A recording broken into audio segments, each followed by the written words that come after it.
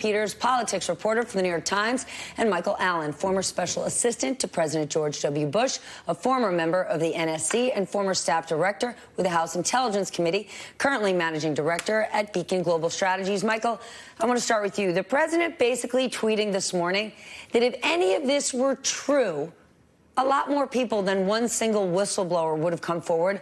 A lot more would have. What do you make of that argument? Well, that's not necessarily true. It is the case that in the White House, there are numerous people who are listening in on the conversations. Absolutely properly, by the way, that's for the purpose of taking notes.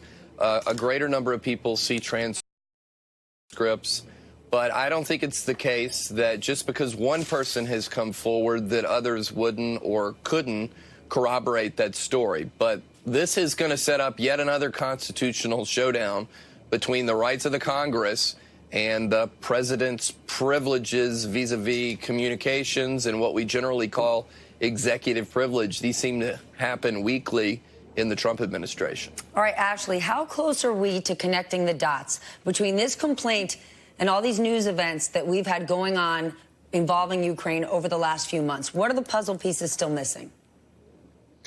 Well, you know, some of the puzzle pieces still missing is the key thing. The Post and the Times have reported that a key part of this whistleblower's concern involved Ukraine and a sort of pledge or promise the president made to that country's leader. But what we really want to know is, what was that pledge? What was that promise? What exactly did the president say?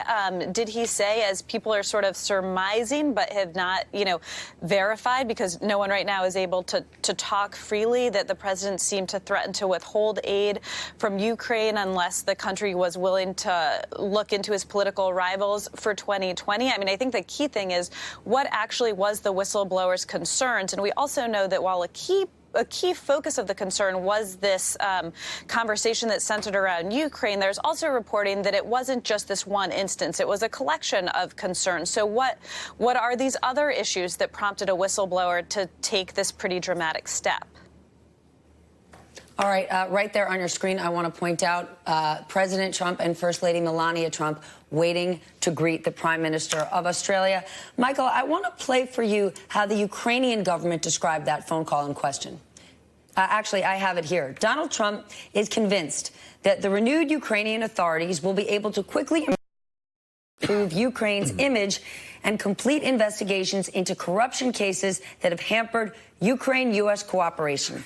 Now, that might sound like a quid pro quo, but that wouldn't necessarily be unusual, because in this case, this quid pro quo would be about our country and our country's best interests. And the complaint in question is about the president's personal best interests.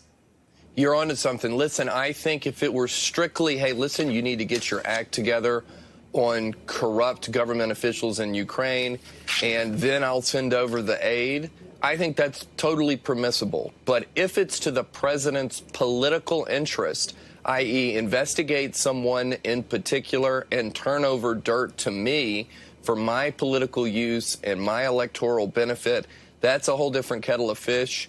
That's something else the House Judiciary Committee is going to want to investigate, and this is going to put greater pressure on Speaker Pelosi on impeachment proceedings. Okay, would that be her only line of defense or attack, Michael? If the president did do this, would it be illegal?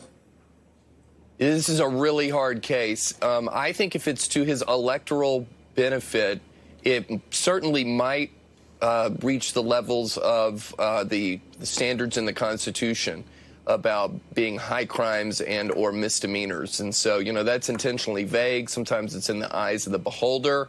But I think that this is something that we could really see the House Judiciary Committee want to investigate, and they might actually be able to get somewhere. Jeremy, we already knew that Rudy Giuliani close